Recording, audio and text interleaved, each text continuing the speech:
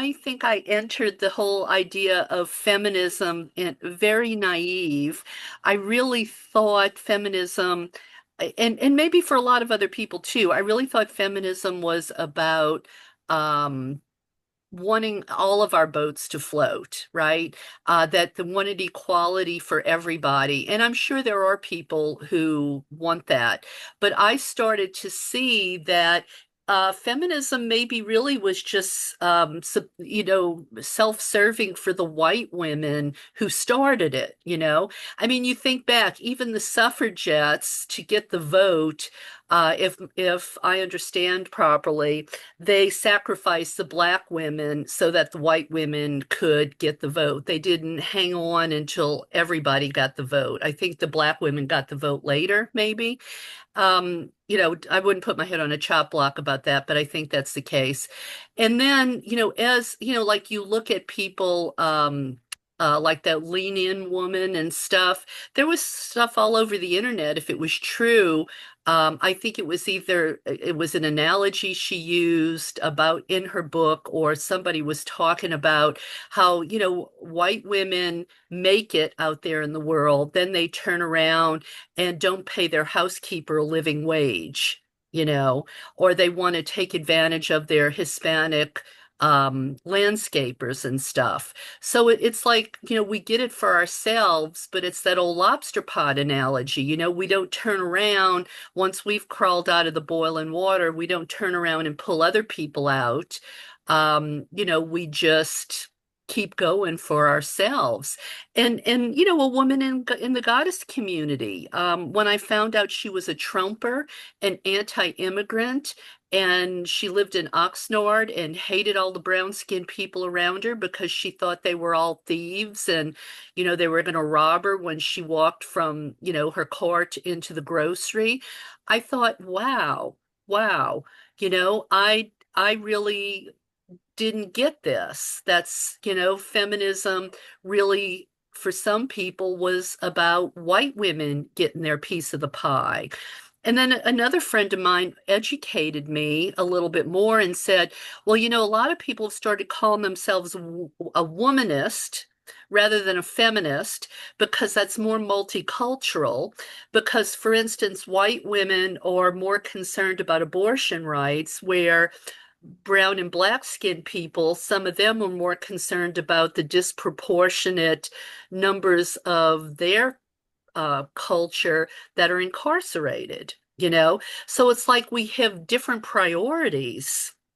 And again, going back to that woman who's what claimed to be a feminist, I mean, she worked for NOW, National Organization for Women, and she quit when a Muslim woman was elevated to the board.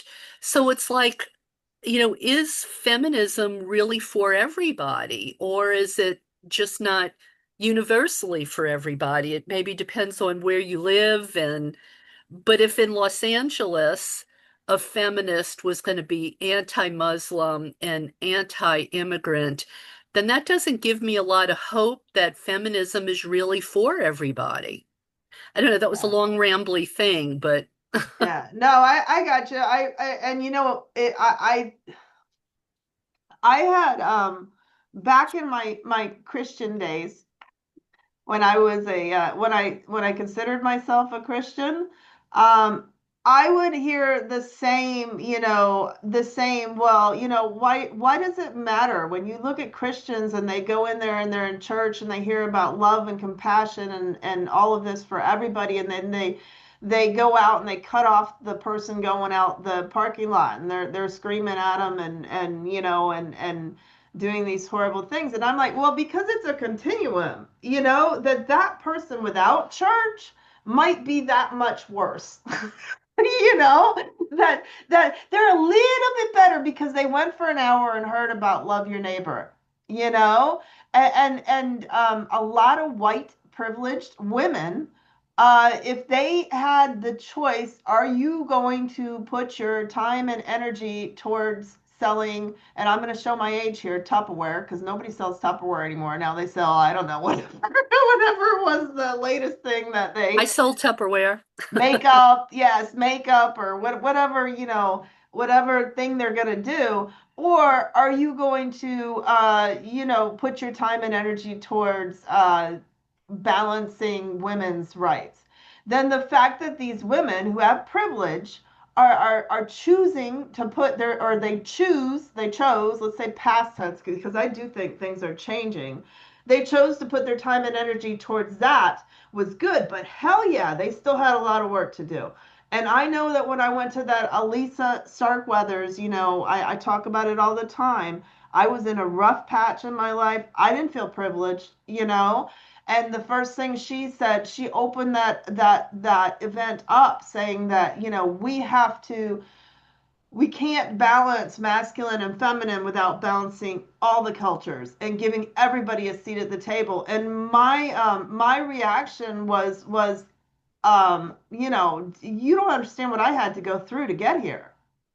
That I'm not I'm struggling. I have a crappy marriage. My husband's out of work. I've got 4 kids. I've got this, that, and the other. But she opened the door for me to look at that, somebody who had everything that I was facing and dealing with and was facing and dealing with that in black or brown skin would have it that much harder. Yeah. And that's Yeah. because of our society and it's wrong. And I think there's a lot of work that our generations have to do to realize that and understand it. I think what gives me some hope is I look at my daughters and I think they have less of a bias when it comes to skin color. I'm not Yeah. saying racism's not there, obvious from what's going on. It's here in full force. Yeah. Yeah. Well, and one of the things that I see a lot of here, and it just disgusts me so much. I've dedicated a lot of newsletters and podcasts to it, is the spiritual bypassing. People, especially white people, again, white privileged people who really aren't hurting terribly yet. They just want to be, feels like to me, morally and spiritually superior by just enveloping themselves in love and compassion and not getting dirty with politics, and they use the excuse that that's going to disconnect them from the flow and it lowers their vibration and frequency. So instead, they're just going to sit back and let whatever's going to happen happen because it'll eventually work itself out. And that just makes me so angry, you know? Yeah, no, I get it. I mean, it is hard to balance. Like, I do believe that you do have to focus on the positive, that you bring into your life what you're focusing on, that if you sit there and look at the negative and are continually like angry and bitter and screaming, then that's what you're going to pull into your life. But Yeah. how do you balance that with being realistic about what the world is and where it is and Exactly. Yeah, because these people basically, it's an avoidance technique, and I think some of them, if, Christian nationalism does actually take hold and it's against the law to be anything but a Christian, or you'd be harassed or something, I think these women would just quietly slip back into their Christianity, because they haven't publicly been anything that would be considered subversive, it's by, not, but it's not going back. It's not going back. None of it is going back. We've come too far, and there's too much momentum and energy for all of this that it's not going back. It's not. I hope not. I hope not. I'm getting ready to look up something called Project Esther. I think that has something to do with how they want to squeeze the toothpaste back in the tube on women. So I don't know all the details yet. I mean, I know they're trying to get rid of the amendment that gives women the right to vote. I mean, Pete Hegseth's pastor, they're talking about that the husband should have the vote for the Yeah, family. one vote per family, and it should be the man who has it. And yeah, Yeah, yeah, it's disgusting, and I can't even believe we're at this point in the yeah, 21st century that we're yeah. having this conversation. Yeah. Well, I'll tell you, Karen, if I was 30 or maybe even 40 and not dependent on Social Security to live, I think I would be trying to find out how I could leave and go to Europe or something and live somewhere else. I hear about all that. I continually say I have a really good friend who's German, and she had a mental health crises a few years back, 5 years back, and she was out of work for a little while. She never had to worry about health care. She never had to worry about how her bills were paid or what she was going to eat. When she had this crisis, she took 6 weeks off. She had her job when she got back. She got paid while she was gone, and where she went was free. Yeah. What do they do here? Huh. Nothing. Yeah. Nothing. Nothing. Everything is a Nothing. commodity. Everything is how they can Everything. Yep. Fix it squeeze by money out of going you. and getting some drugs. Get some Yeah. drugs, numb yourself. That's our answer. Buy some shit. Go buy some Yeah. shit. you know. Yeah. Yeah, yeah, yeah. It's a mess, and I don't know. I just hope we live to see it turn around. And We will. We I'm will. It is turning around. He is everybody, the dying throes of patriarchy. I already see in myself, Karen. I voted for Trump first time around. wow. Okay. So I let grew me. up Republican. I grew up Republican. I've always had like very conservative sides of my nature. I probably just didn't know enough, Yeah, honestly, about what was going on because now I see the things about him and I'm horrified. I'm yeah. absolutely, absolutely horrified. Well, it's like yourself. I mean, I tell people I used to be a racist, when I lived in the South. So I get it. We change and grow. Well, you had your finger on the pulse better than I did And oh, sorry, go ahead. well, you were talking about you were worried that Harris wasn't going to win, and I said, "Oh no, she's got this in the bag." So you obviously had your finger more on the pulse of what's happening out there in the world. I mean, so are you kind of speaking from that place when you say that you think, I got to tell you honestly, I don't like the Democrats either. I think they're an elitist party of people who have money, and I think our country has fallen towards this. I mean, you can't make it on $22 an hour. yeah, You can't. yeah, yeah, Housing doesn't work. Healthcare doesn't work. Nothing works in our yeah, society right now. Community doesn't work. What's the definition of success? I have a 6,000 square foot home and I'm by myself. I don't know my neighbors. What do? You use your money and you travel to expensive places, but you have no community. You raise your kids alone. I mean, what works in our society? What works? yeah, not much, not much. Well, yeah, I mean, I hear what you're saying there.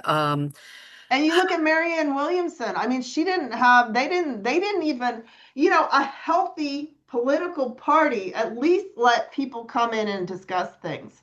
They didn't even want to open the door to her. Well, look what they did Bernie Sanders too. I mean, Yes. back in 2016, that's when I really saw the Democrats for their bad side, but given two choices, I mean, one But side is, I'm tired of having two bad choices. I'm I tired of know. having two bad choices. And Well, I think that I will Trump has made me see how clearly wrong all of this is. yeah, He is farcical. He is an exaggerated caricature of a person.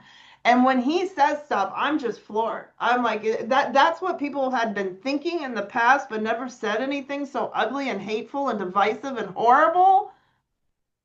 yeah, And I don't, Karen, I believe in the good of the majority. I believe I think there was that thing, 8 out of 10 people are decent. yeah. Yeah. Well, I think I don't know how this is going to happen, but I think the progressives are going to have to take over somehow from these elitist, corporatist Democrats. And that's the Bernies, the AOCs, the Jasmine Crockett's, those people, because they're the Democratic Party too, but unfortunately, Hakeem Jeffries and Schumer are in charge. And I think they're going to have to be challenged because I think that's why the Democrats' numbers of, popularity numbers are so low because they Trump, look weak. Trump is the COVID of Yeah. politics.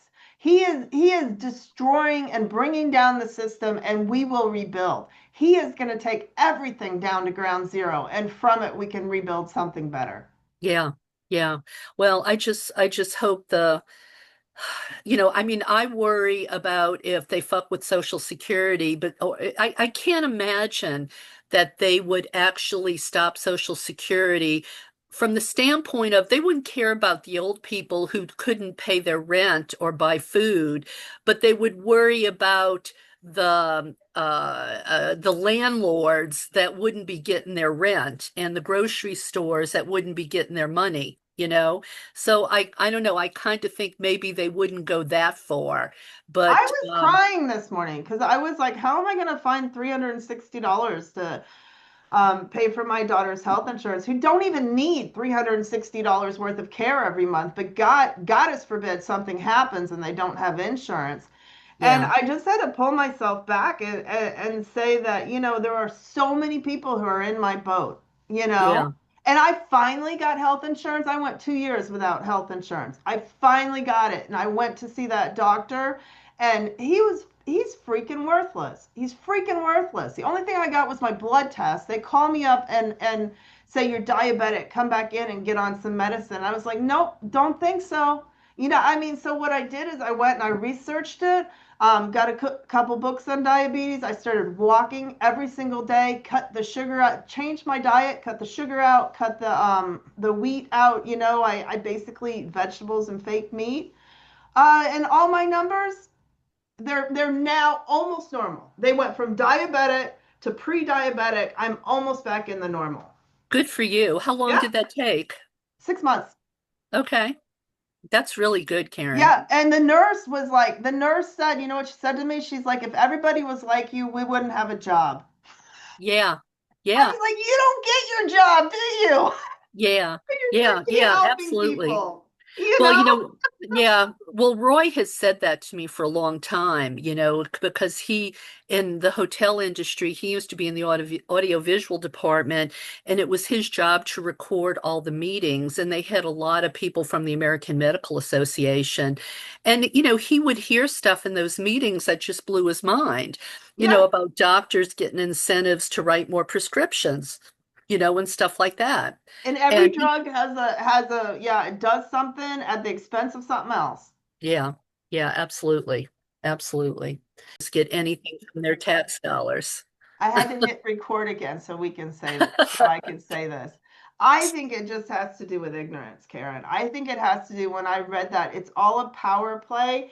And how do you get people to, when I read about how races were not a thing, but they have to create a scapegoat. Yeah, It's the black people's fault. yeah. But it's not this elite class who has the money and controls everything and no, it's those black people's fault. Well, And that's carried on to that prevalence of that thought. I'll repeat it for the recording. I mean, having grown up in the South, the racism there, middle class and poor white people would rather do without than see their tax dollars go to give black people anything because they look at them as lazy takers. It's the swimming pool analogy, and this was a real thing. During segregation, when they were going to have to allow the black kids to come swim in the pools, they closed down the pools Yeah. you know and going back to my friend that was in now, the feminist goddess woman who turned out to be, a Trumper and a racist and anti-immigrant. She said to me that one of the reasons, she hates, a lot of the things the Democrats stood for was because she was an immigrant. She came here from another country. I'm not going to say from where, but she said their life was too hard. And she said, so why should anybody have it easy if they had to suffer like that? I mean, it's this mentality. And I don't know. I think it's cruelty, it's racism. Um, I don't know. I mean, It's just taking it down. It's taking it down to the base because if you believe that people are inherently good and doing the best they can given their circumstances, that thought alone changes everything. but you see, I don't think people think that. And maybe some They people need do. to though. That's where we're at is moving towards a world that whole, because I've stopped saying patriarchy and matriarchy because I don't want to confuse people with, oh, I want the woman to take over because they fuck it up too. Yeah, I mean, look at Christy Nome, Yeah, right? I mean, Christy exactly. Nome and Pam Bondi. But now But I just say partnership, Karen. That's what I yeah, believe in. It's partnership. yeah.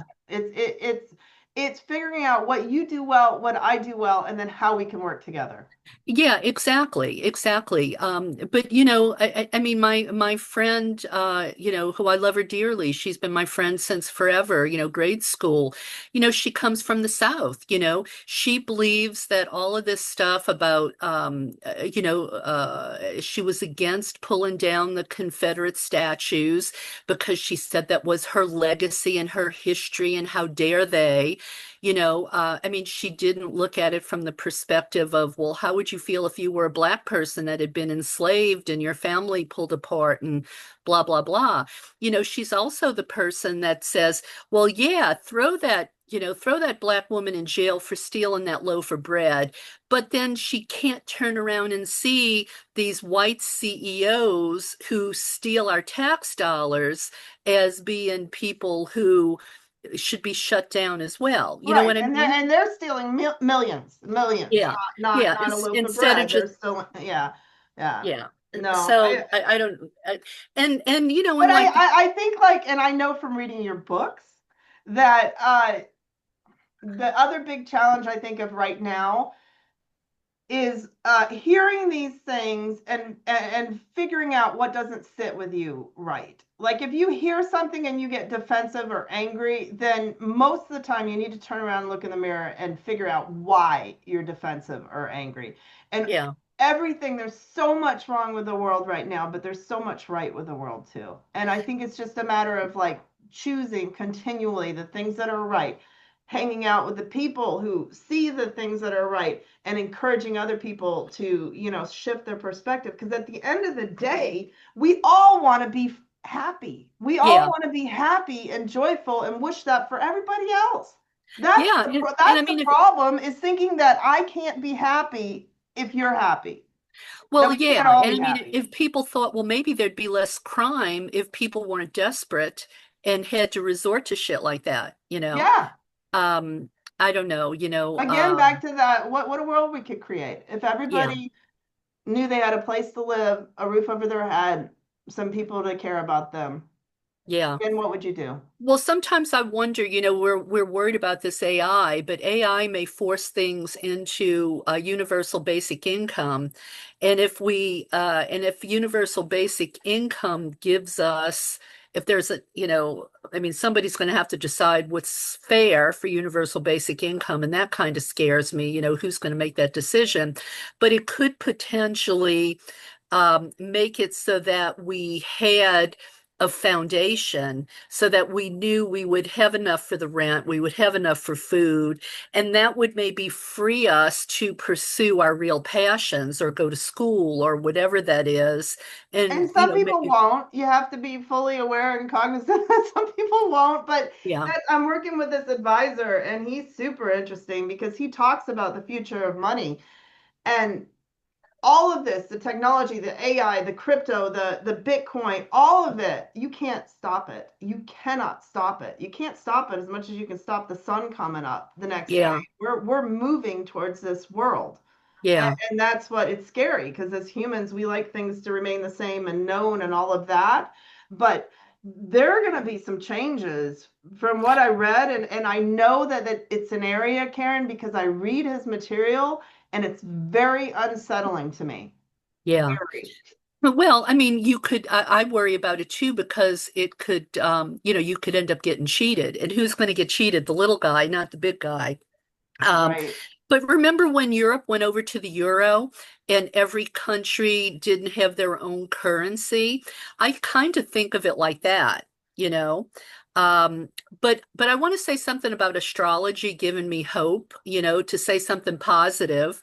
I follow this astrologer on television who talks about the ebbs and flows of the patterns of our history.